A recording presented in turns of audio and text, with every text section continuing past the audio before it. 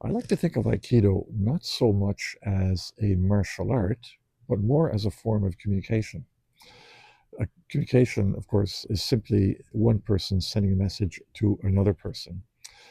And in the context of a confrontation, there are different ways you can communicate. For example, you can use, say, calming words. You can use a soothing tone of voice. You can use, non-threatening gestures. You can also communicate a sense of confidence that you are not afraid, and that tends to calm things down a little bit as well. So you're not threatening, you're simply trying to calm down the situation. However, if a confrontation was to escalate to a physical dimension, this is where Aikido as a form of communication comes in. And in Aikido, the communication occurs when a part of your body touches a part of your opponent's body. And so, in a way, you want to, if the person is, your opponent is committed to attacking you, you want to encourage a grasp, because that's where the communication, as soon as they can touch you, you can communicate, you can start the communication process. If it does become physical, if it escalates to a physical dimension, Aikido gives you the vocabulary to be able to communicate to another person. And so I'll demonstrate it here with Colette. So Colette, if you'd like to come forward. And this is the start of the Aikido communication right there. And so what I want to tell Colette is, Colette, I want you to do exactly what I'm going to direct you to. So I want you to turn your body. I want you to bend at the waist, and I want you to go down on your stomach this way. And I'm communicating all the time. My body is communicating with her body, and then I immobilize this way here. So what I'm communicating to Colette all the way through is, you are under control. Not really any point in fighting. Now let's talk it out. 3.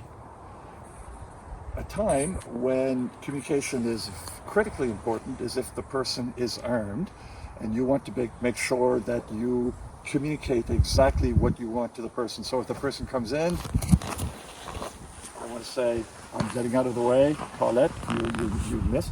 But Colette, I want you to come this way. Okay? Then I want you to go down. And I communicate through the wrist pin that I have. And then I'm going to communicate to Colette. Colette, I'd like you to turn on your stomach. This way. And then I'm going to communicate to Colette. Colette, I'd like you to drop the knife, please. Right? And there it is. And then we can have, again, an immobilization such that we can talk it out at that point. Aikido practice is simply learning how to communicate to another person using touch. And what you try to do through Aikido practice is to become a better communicator, to be clearer in the message that you want the person to understand. So if I want to bring you down to the ground, for example, I need to be able to communicate to the person that they should be going down to the ground. If I want to communicate to another person to just stop what they're doing, I can do, say, a wrist lock that causes a bit of pain, that makes them rethink what they're doing. So Aikido, through the movements of Aikido, you communicate what you want the other person to do.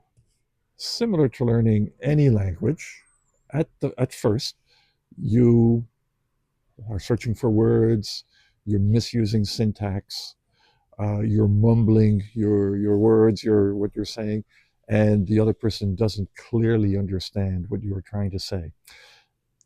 The purpose of Aikido practice, the reason you want to get better at it all the time, is so that you can communicate more clearly what you want the other person to do.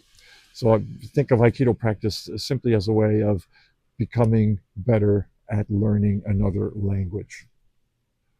So I like to think of Aikido not so much as a martial art, although it is a martial art, it's a way of defending yourself. It's also a way of communicating to another person how you want them to behave. Thanks for watching.